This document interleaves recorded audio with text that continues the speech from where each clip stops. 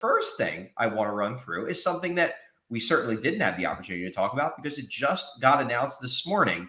Our old pal Wade Allison. Wade. He is heading east now. You almost certainly cannot read the other language, but you can read the translation. Wade Allison. It's not Ellison, it's Allison. But thank you, Google Translate. You did your best. I wouldn't quite call him a Canadian striker either. I would say he's a Canadian forward. But again, Google Translate, you're doing your best. Wade Allison signed a deal in the KHL. He will be playing for the Kazakhstan-based Barys Astana, per tweet by the club. This is going by Bill Meltzer.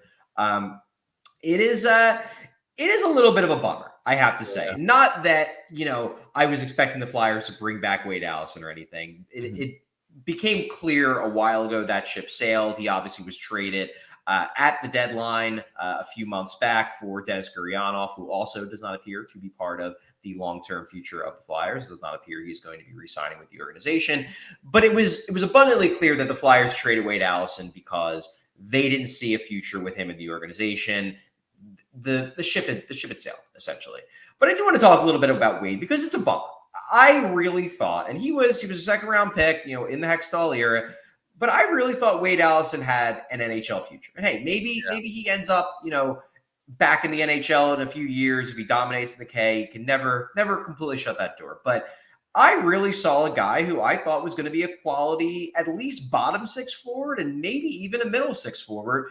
And instead, it just never really worked out. He had the one season in 2022-2023 where he played 60 games, had 9 goals, 15 points, but it just never really worked out. JP, I'm curious, as someone who very much watches the games as a fan, what were your thoughts on Wade Allison? Were you surprised that it didn't end the way I think a lot of people hoped it was going to end for Wade?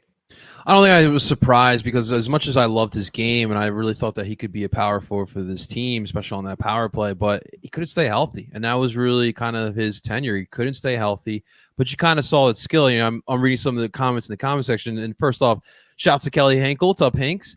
But we all saw the talent there, but we all saw he also couldn't stay healthy. So yes, it is truly a bummer. It's surprising that he lasted he was still in the Flyers organization last year and before he got traded to Nashville. And, you hope nothing for the best out there. Obviously, he needs to stay healthy, but this is now where he's going to be. And we'll now be keeping an eye on, is Kazakhstan Barys, is that what it's called? Kazakhstan. So it's Barys Astana, according to Bill Meltzer. It's the team is in the country of Kazakhstan, though. So it's Kazakhstan-based team. Oh, Also, Charlie, he was Owen Tippett's twin. We lost that. Yeah, I forgot about that. Yeah, they definitely had some similarities. Wade was much heavier on the tattoos than Owen, but yeah, you could if maybe that's why they had to get rid of him. Maybe that's why he couldn't make the team because they were afraid that people were going to mix up Owen Tippett and Wade Allison. But you're absolutely right that the injuries played a big role in him not necessarily working out in Philadelphia. I think back to kind of the way his NHL career started. So his NHL career starts, he gets called up near the end of the 2020-2021 season. That was one of quite a few disastrous seasons, but that was the COVID shortened season, not the one that got stopped because of the pandemic, but the one that was intentionally shortened. It started in January, it ended in May. He gets called up, I believe it was in March or April. I think it was April is when he got called up. And that team, by then, the season was essentially over. They had no chance of making the playoffs. Everybody hated what was going on. Carter Hart was having a mental breakdown. Everybody hated Alain Vigneault. It was just a mess. Wade Allison comes up, fresh-faced, bushy-tailed, and he plays really well. And he was one of the true bright spots over those final, 3-4 weeks of the year. Scores, I believe it was 7 points in 14 games, but underlying numbers were through the roof. And because of that, people were understandably penciling him into the lineup for game 1 of 2021-2022. He was the hype prospect going into that rookie camp. Has a real good start to rookie camp. He plays in both rookie games. First rookie game, he stands out. Second rookie game, he gets hurt. It's a high ankle sprain. He avoids a full break of the ankle. But because of that high ankle sprain, He doesn't make the team out of camp. He's injured for the first bulk of the first half of the year. I think he came back around January, February of that year. But that was his chance in retrospect. That was his opportunity to really carve out a spot and make it clear that he deserved to be in NHL. That was a not good Flyers team. There was a lot of room for players to basically carve out a role.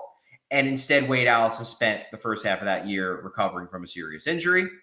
He then does make the team in 2022, 2023, but I can't help but think that maybe he kind of missed his shot, that was his chance. And maybe if he doesn't have that ankle sprain in rookie camp, in that rookie game, maybe in 2021, 2022, he establishes himself as a top 9 forward. And then when guys like Bobby Brink, guys like Tyson Forrester, when they're coming up, Wade Allison already has a spot locked in. That, it's not that, because that's what happened when he got sent down at the start of camp this past year. It was that he got pushed out essentially by Bobby Brink and by Tyson Forrester. If he had already established himself as a high-end contributor by then, he's not going to get pushed out. He would have had a locked-in spot. Maybe they don't sign Garnet Hathaway because they figure Wade Allison is our Garnet Hathaway. Instead, he gets hurt. He barely gets in any NHL action that season that was supposed to be his year. And then in the season he actually does get, just didn't have the same kind of momentum, didn't really gel with Torts from what I understand. And now he's on the KHL. Yeah, I was about to ask you, what was Torts' feelings about, because I know Jimmy Puckett's in the comment section brought it up too, but I did hear some rumblings too about Torts not too keen on the Wade Allisons. Yeah, the understanding I have from the people I talked to about the Wade Allison situation was that Torts did not like his approach.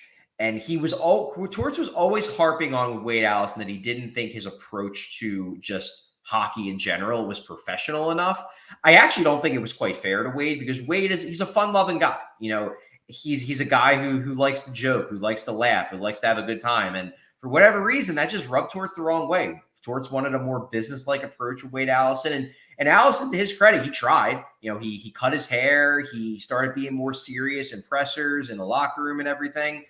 And it just seemed like sometimes Torts just has a feeling about a guy. And it just seems like Torts had the feeling about Wade Allison that he wasn't an NHL caliber player. And I guess in Tortorella's defense, he then got traded to Nashville, and Nashville apparently had the same feeling. So maybe Torts is right.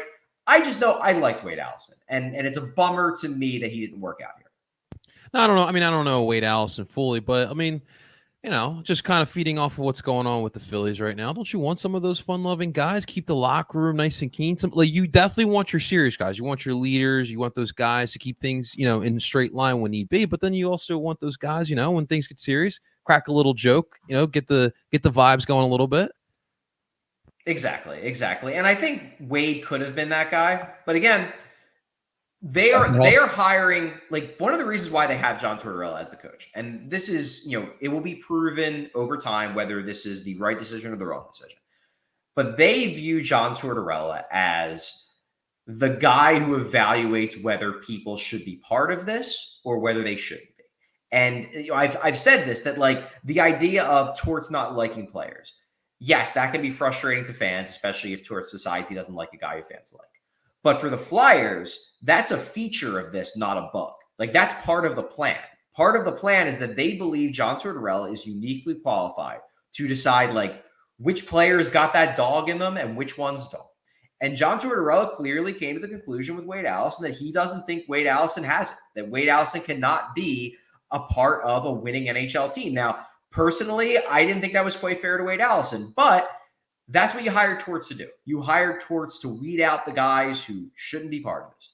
Torts decided that Wade Allison shouldn't be part of this. And the Flyers took him at his word. They parked him down to the minors all last season, and then they traded him away for peanuts at the deadline because John Tortorella, on the whole, does not think that Wade Allison is an NHL caliber player. Now he's in the KHL. We'll see if he's a KHL caliber player. I think he's going to do quite well, but I'm interested to see how he does in the KHL. I will say that. Yeah, absolutely. We'll always remember Wade Allison in that flow and that fun-loving person, but now he's off to the KHL. We all silly like the mayor.